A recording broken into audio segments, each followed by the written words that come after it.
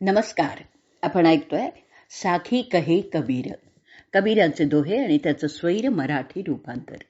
हे रूपांतर केलं आहे सौ मनीषाताई अभ्यंकर यांनी. आजचं आपलं प्रकरण चाललंय 17वं चाणक्य अंग. दोहे आज आपण घेणार आहोत 22 ते 24 आणि आपला भाग चाललाय 149वा. प्रथम आपण दोहा ऐकूयात. मोर तोर की जेवडी बलिबंध्या संसार, कासी कडू सुत कलित दाझण बारंबार.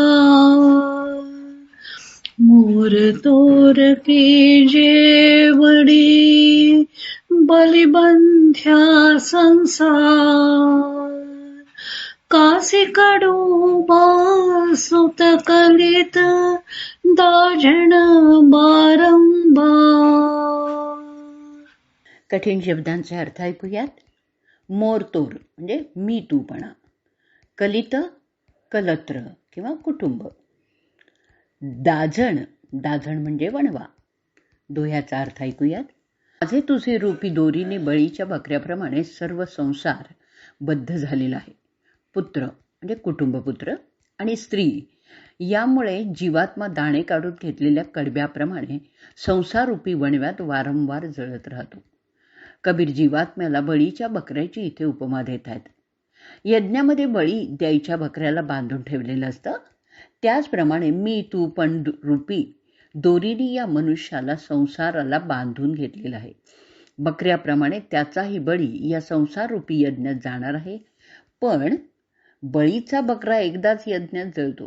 कणसं काढून घेतल्यानंतर कडबा जाळून टाकतात. त्याप्रमाणे जीव मात्र या संसाररूपी वणव्यात वारंवार जळतोय, कारण कुटुंबामध्ये तो आसक्त झालेला आहे. नाना वासनांच्या आहारी गेलेला असतो. त्यामुळे एका मृत्यूने सर्व काही संपत नाही. सर्व वासना निःशेष झाल्याशिवाय मुक्ती देखील मिळत नाही आणि त्यामुळेच तो वारंवार आवागमनाच्या चक्रात सापडून संसार तापांनी दग्ध होत राहतो. आता या दोह्यावरची आपण मराठी साखी ऐकूयात. मी तूपणाच्या रसीने हा बद्धसे संसार, कडब्या परी तो कुटुंब मोहे जळतो वारंवार. मी तूपणाच्या रसीने हा बद्धसे संसार, कडब्या परी तो कुटुंब मोहे जळतो वारंवार. पुढचा दोहा ऐकूयात 23वा. कलिका ब्राह्मण मसकरा, ताहि नदी जयदान, बैकुठऊ नरक हे चले, साचल्या जजमान. कलिका ब्राह्मण मसकरा, ताहि नदी जयदान, बैकुठऊ नरक हे चले, साचल्या जजमान. दोह्याचा अर्थ ऐकूयात. कलियुगातला ब्राह्मण ढोंगी व्यर्थ बडबड करणारा आहे. त्याला दान देऊच नाही. तो स्वतः वैकुंठातून नरकाला जातोच, पण बरोबर यजमानालाही घेऊन जातो. कलियुगातले सर्व धर्मातील लोकांना त्यांनी त्यांचे दोष दाखवून दिलेले आहेत. ब्राह्मणांनी कंठस्थ करून वेद टिकवून ठेवण्याचं महान कार्य केलेलं आहे, परंतु त्याचबरोबर त्याचं त्यातील अर्थाकडे दुर्लक्ष झालंय. नुसते वेद कंठस्थ करून दशग्रंथी ब्राह्मण म्हणून मिरवणारे लोकही असत. ते पुरोहिताचं पद भूषवून यजमानांकडून दान घेत असत, पण असं व्यर्थ बडबड करणारे ब्राह्मण मात्र स्वतःबरोबर यजमानांनाही घेऊन नरकात जातात. आता आपण या दोह्यावरची मराठी साखी ऐकणार आहोत. कलियुगातील ब्राह्मण झाला धनाचा अभिलाषी, वैकुंठातून यजमानासह जातो तो नरकासी.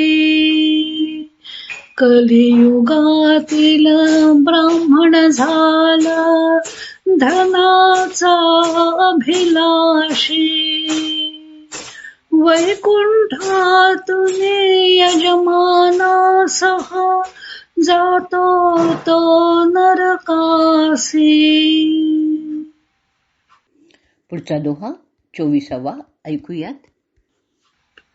ब्राह्मण बुडा बापुडा जेने उके जो, लख 84 गेले प्रारब्रह्म सवतो. ब्राह्मण बुडा बापुडा जेने उके जो, लख 84 गेले पारब्रह्म सवतो. दोह्याचा अर्थ ऐकूयात. जानव्याच्या बळावर ब्राह्मण बिचारा बुडलेला आहे. परब्रह्माशी नातं तोडून तो 84 लक्ष जन्मांमध्ये फिरत राहतो. उपनयन झाल्यावर जानवं घातलं की त्याला द्विज अशी संज्ञा मिळते. तो विद्येचा अधिकारी होतो, विद्या मिळवतो, वेद कंठस्थ करतो, परंतु ब्रह्म जाणतो तोच ब्राह्मण आहे. पण हा कलियुगातला ब्राह्मण ब्रह्माशी नातं तोडून टाकतो. ब्रह्म स्वतः जाणत नाही आणि परिणामी त्याला 84 लक्ष योनींमधून फिरावं लागतं. आता आपण ऐकूयात मराठी साखी आणि या साखीबरोबरच आजचा भाग आपण इथे संपवणार आहोत. जानव्याच्या जोरावर द्विज बुडतो रे सागरी, ब्रह्माशी नाते ते तोडी मग लाख 84 फेरी. जानव्याच्या जोरावर द्विज बुडतो रे सागरी, ब्रह्माशी नाते ते तोडी मग लाख 84 फेरी. जानव्याच्या जोरावर द्विज बुडतो रे सागरी, ब्रह्माशी नाते ते तोडी मग लाख 84 फेरी.